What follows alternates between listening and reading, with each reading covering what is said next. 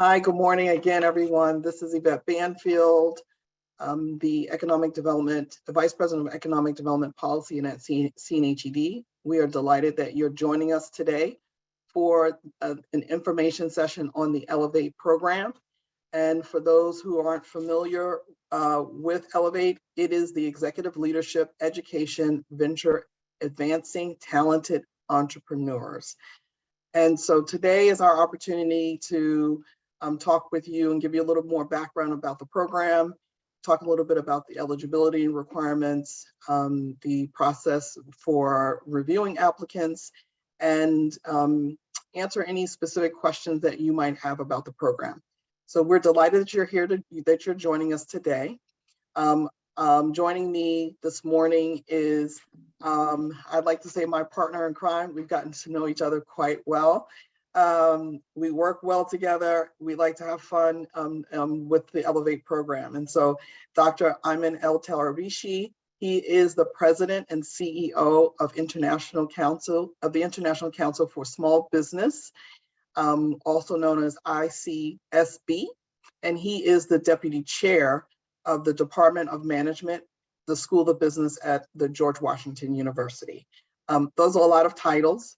He is high energy and quite busy, but he is engaging and personable. And he'll have a moment to kind of talk with you about the program after I give you an overview about Elevate. And so for those who aren't familiar with CNHED, we're a nonprofit community development association for the District of Columbia. We advocate for affordable housing and economic development, which includes both small businesses, the small business ecosystem, and workforce development. And one of the things that we pride ourselves on is coming up with solutions and driving solutions that address current issues and challenges. And one of the things that we created a couple of years ago was the DCAP program, which I won't go into detail about. You can learn about it on our website. But the DCAP program helped us understand that there's a space for a program like Elevate to really help small businesses who are established and don't necessarily need to develop a business plan, but they want to focus on the actual leadership and management of their business. And so we recognize that there was a space for a program like this. And so through our engagements with folks in the ecosystem, we reached out and connected with George Washington University. When we shared this idea with them, they were excited. And they said, we want to co-create with you to come up with a program that will address some of the issues and challenges that we see related to minority-owned businesses, particularly in the contracting and procurement space. And so we partnered with GW and we launched the program in 2020, right at the start of the pandemic. And so since then, the focus of the program is really to provide best-in-class training to minority small businesses that are located in the District of Columbia. I will share with you a quick high-level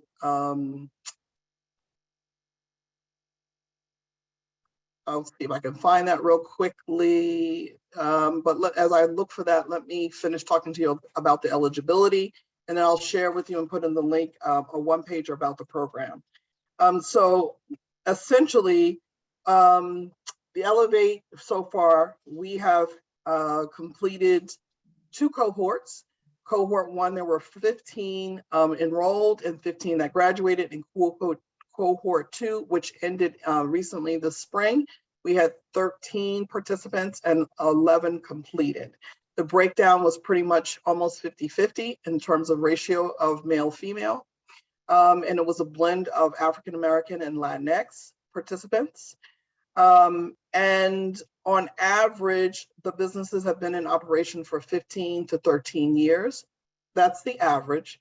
And the total economic revenue of all the businesses in Cohort 1, it was 35 million. And in Cohort 2, it was 20. And so while that's the revenue, when we look across all the businesses that participated, the revenue really ranged. And so you had some businesses that were were at the million or over $1 million. And then there was a few that were under. So we had a nice balance and a mix. And on average, most of the participants had 10 employees, and there were several that had less than 10. And the industries that participated in the first two cohorts range from business and facility services, catering, construction and development, communications and marketing, education, and securities. And so and also transportation. And so we had also a good blend and mix of the two cohorts. I just wanted to share one or two highlights about what we heard from the businesses that actually participated in Elevate in terms of what they've been able to accomplish since completing the program. So one business owner, her name is Janelle Anderson. She is with the Amar Group. She's based here in the District of Columbia. I believe she's located in Ward 5. She, since completing the program, and this is not necessarily directly attributed to our program, but we feel like we have elevated the businesses and their vision and their leadership. And since participating in the program, she's purchased an office condo in the District of Columbia, utilizing district funds to be able to do that. She is now became a certified 8A in the fall of 2021. And she also secured a 5-year, $15 million IDIQ contract with the Department of General Services. Another business that I like to kind of highlight is Flavature, which is owned by Pinky Reddick.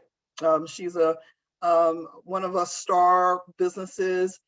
She scaled up her and gained a partner and acquired her first full service restaurant. And she's now located on Woodley Park. And so these are two examples of the 26 businesses that have completed the Elevate program. I can give you more stories and testimonials, but what I'll do is share with you our annual meeting report that we produced this summer. And I will send that to you after this meeting so that you can read some of the highlights of the businesses that completed the program. And then so lastly, I just want to share that this summer at the completion of Cohort 2, during Small Business Month, we also announced the formation of our alumni network group. And so we're delighted to be able to kind of work with the cohort members once they've completed the program. So let me jump to the eligibility criteria and how to apply. And then I'm going to turn it over to Ayman so that he can share with you a little bit more about what experience you would have by participating in Elevate. And so let me see if I can now share my screen. Let's see. Bear with me.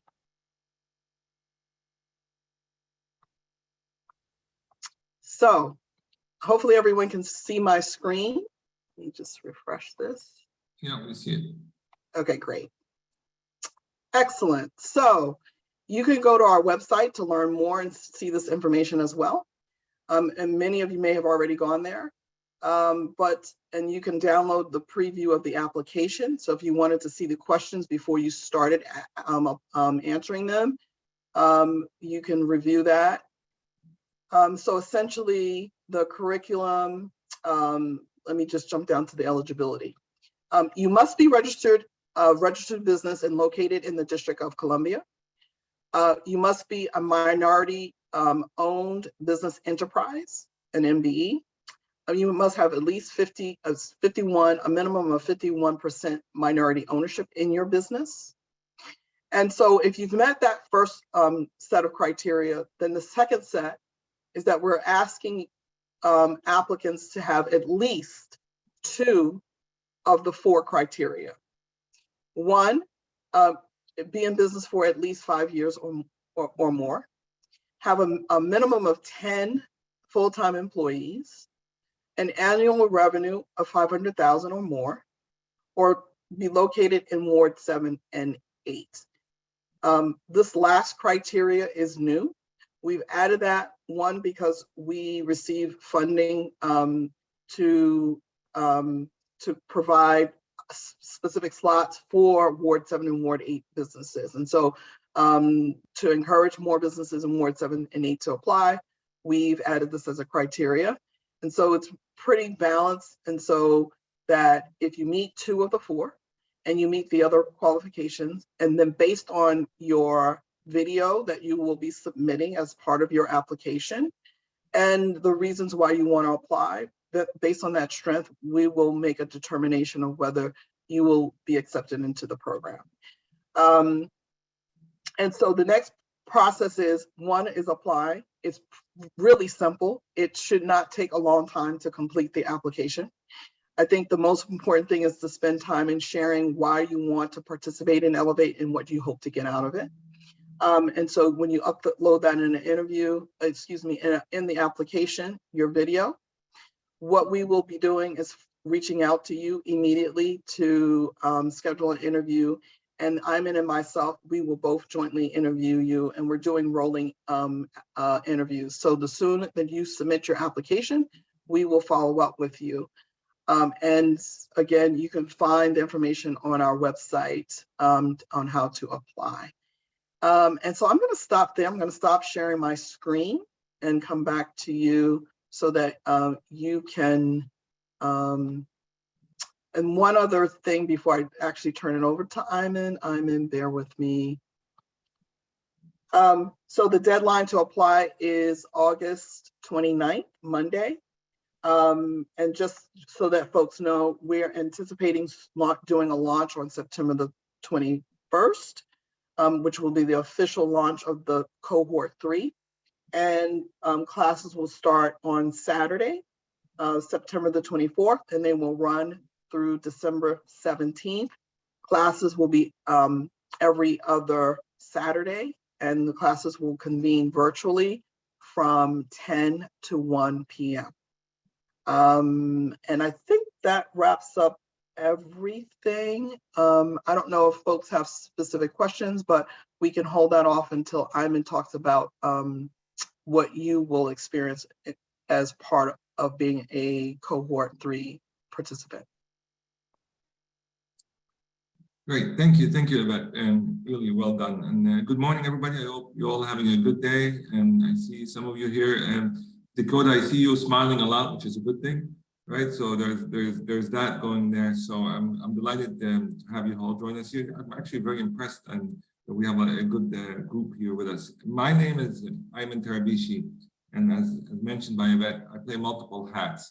And one of the hats that I play, or roles I play, I'm deputy chair of the Department of Management at GW School of Business, George Washington University School of Business. And then I mentioned this because when we got to talk about this new program here, and we got very excited about the potential here, is to connect with the community, to kind of get engaged with small businesses, which is an area that I'm very passionate about, and kind of to work with the DC community small business in this program here. So I'll tell you a little bit of the context, the thinking behind it here, and then explain to you why we think this is important for all of you and why maybe you should consider joining here.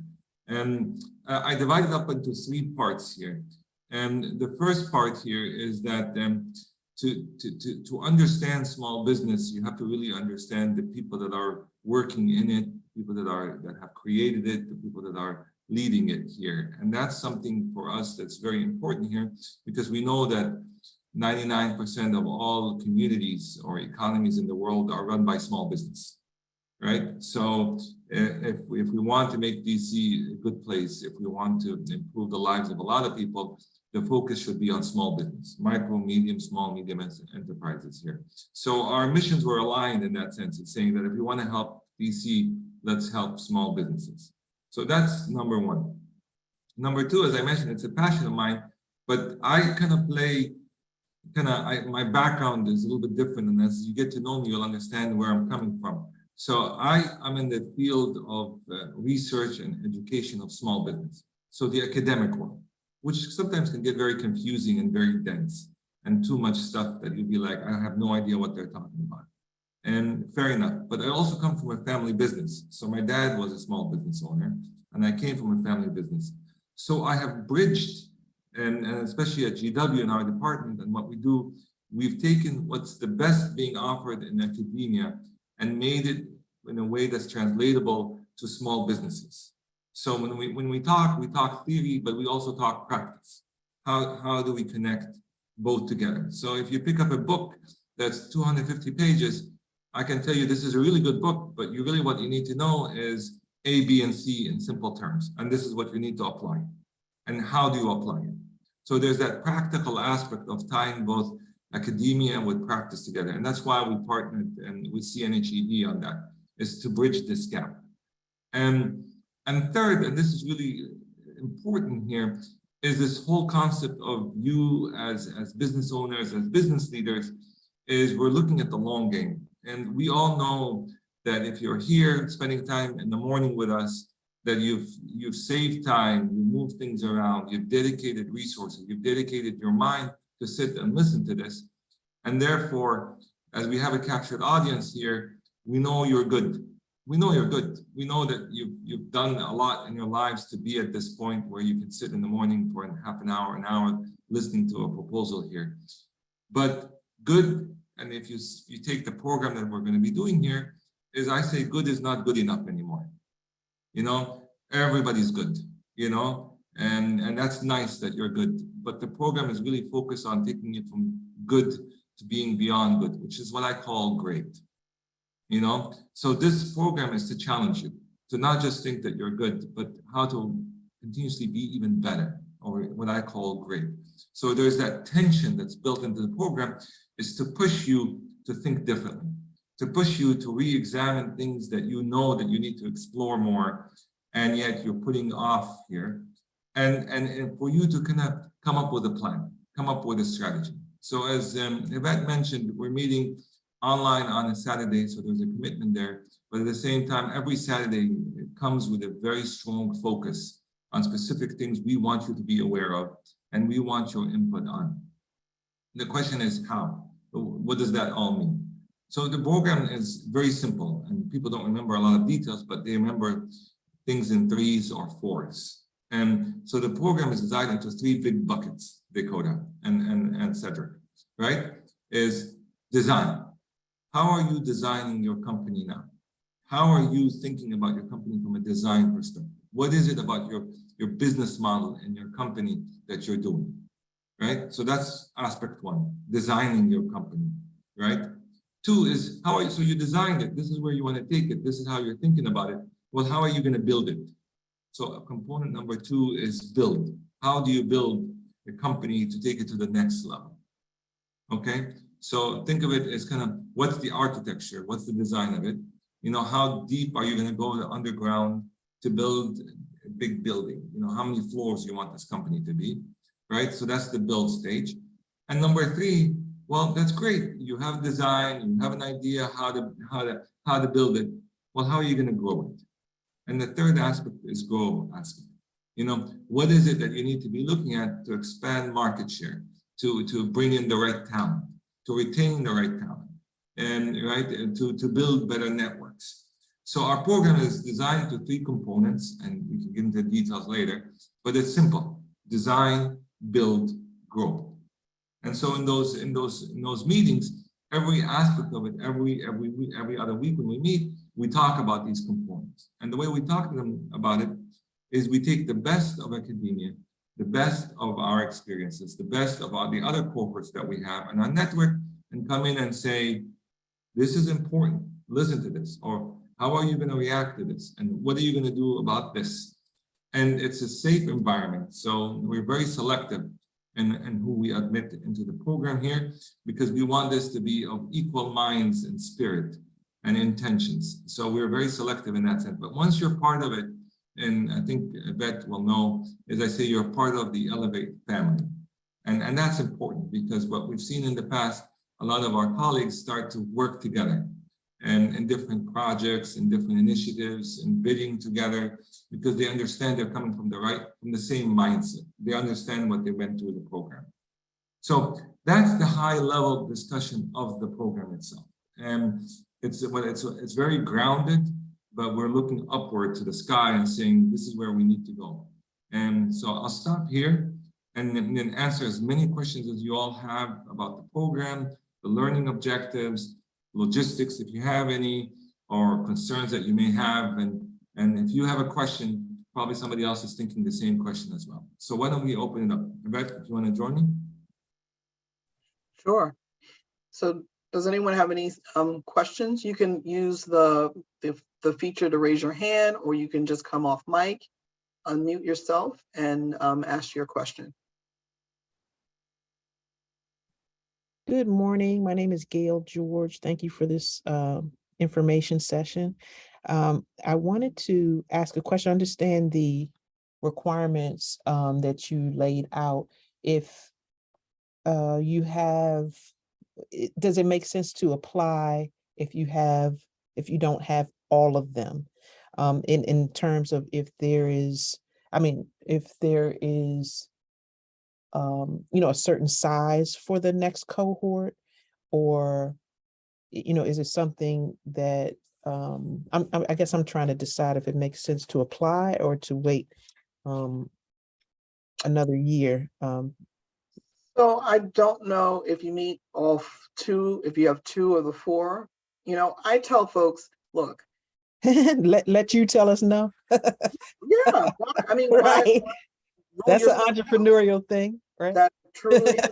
It's about mindset. I mean, and it's about what you convey in your video about what your goals are. I mean, Sure. You win us over. Tell us what your vision, your passion is.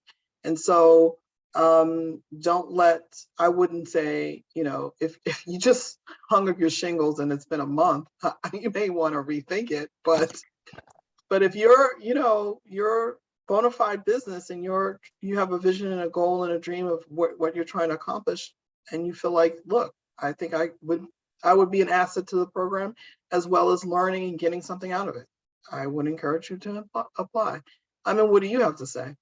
My philosophy is, what's the worst you can do if you apply? Right. They will tell you, hey, we like it, but maybe wait a little bit. That's a good thing. So at least we know you. So I'm always more like, I always say, do it and then see what happens. There's nothing to lose. And and I'll tell you something else, Gail. Right? We did a research study with the Small Business Administration, and it's a gender issue, by the way. Because right. You asked this question and I just laughed here. I'm like, it's a woman. And what I mean here is, if it's a man, he'll be like, yeah, I'll apply. Hey, I'll apply. But a woman would go through the list and make sure that she has all these things in it, because that's just gender. That's a gender issue. It's not anything. So let's break this gender issue right now. I think you should apply.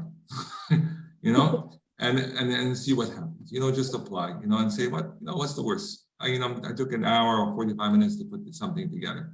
And Yeah. If you're doing a video, get your best friend or someone to take a video of you and have fun with it. And okay. Also, for us, we're looking at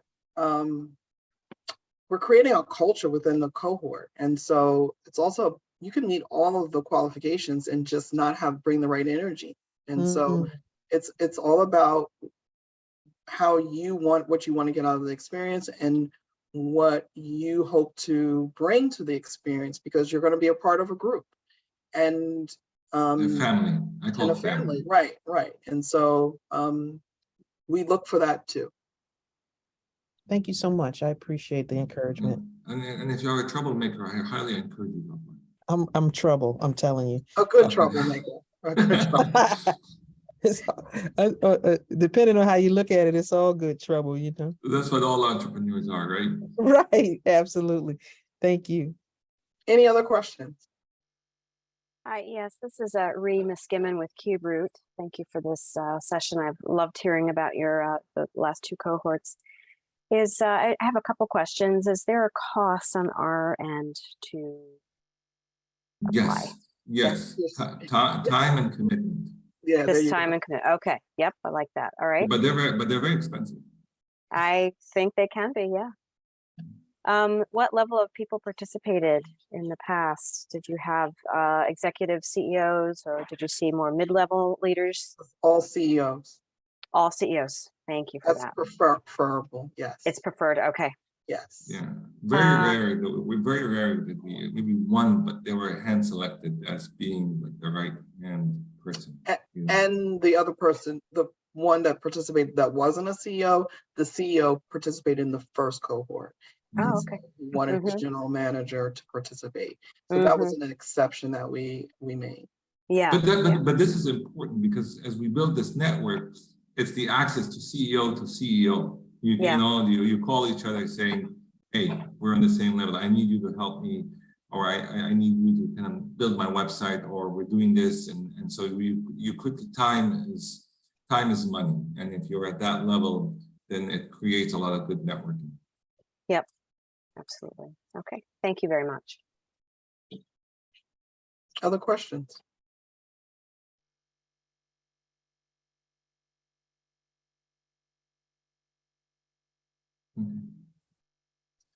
So if not, let me ask a question to just in general to get people's reaction here. What's your pain point now in your company? If we're going to ask you, what's the number one thing that's bothering you right now? I'm more curious to see what you all are thinking here, saying, you know, this is something that's on my mind for quite some time now. Does anybody, you can just, shout it out and say, here's what's really, stressing me out at night that I keep thinking about it. What might that be?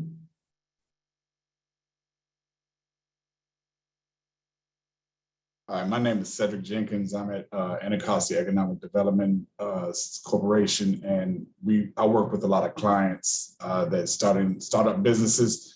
One of the issues that a lot of clients that we work with have is that startup funding for their businesses, or just ensuring that there's adequate revenue out there in order for them to continue to purchase equipment, products, things of that nature. So that's one of the main issues of concerns that we're dealing with. So startup. What other problems from other companies? That's good. Thank you, Cedric. That's really important to know. Hi, good morning, everyone. I'm Dakota Mitchell, CEO of Dakota 3 Consulting Firm. And one of our pain points is navigating the contracting space. We are very successful with submitting proposals where we're shortlisted, and then that's where it ends. The closing the deal. Yeah, that's important. Yeah, we've heard that before. And there are some things that you can do about it as well. When you shortlist and you don't get it, you do a follow-up call with them to see? We always request a debriefing to find out where is it that we came in short. And 9 times out of 10, we were underbid, which is definitely even more painful because we always ask the city, well, do you want quality or do you want cheap? Yeah. So it's really important that we ask.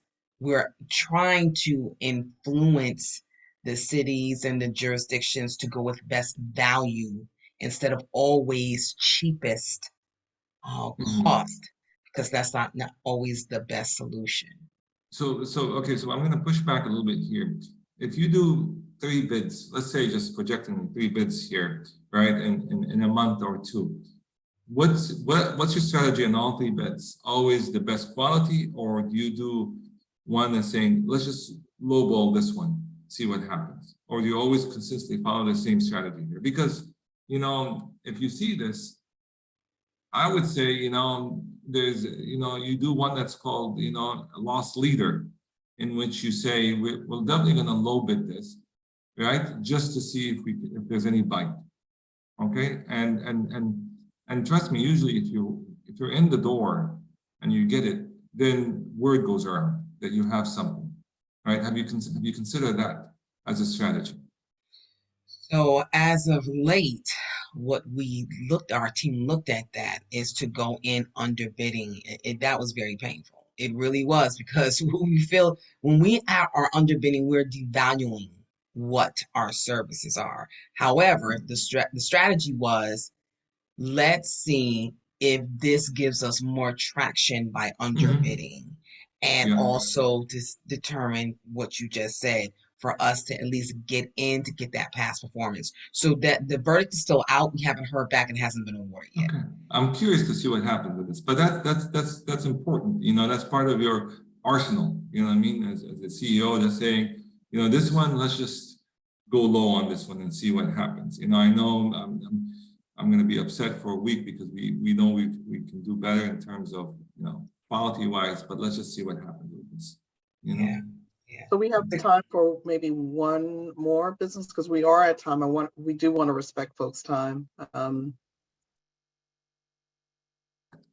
Anybody else want to weigh in to Iman's question? Okay. This is good, Decatur. Thank you. That was important. Good luck.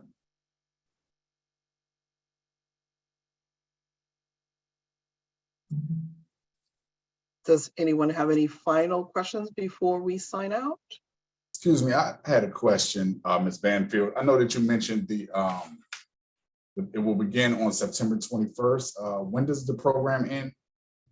So we do the official launches on the 21st, where all of the cohort members get to meet each other, and we officially launch and introduce the new cohort. And that's in the evening. And the program, the first Saturday session starts September the 4th, and it runs through December the 17th. And December 17th is the final closeout session where the businesses present at the end of the session. Okay, thank you very much. Appreciate that. Okay, well, we want to thank you for spending some time with us, and it was a delight that you're able to join us, and we hope to see your applications. Feel free to reach out to me if you have any questions, additional questions. I'll put my email in the chat real quickly, and we look forward hopefully to interviewing many of you if you are so inclined and inspired to apply. Okay, you guys take care. Have a great day.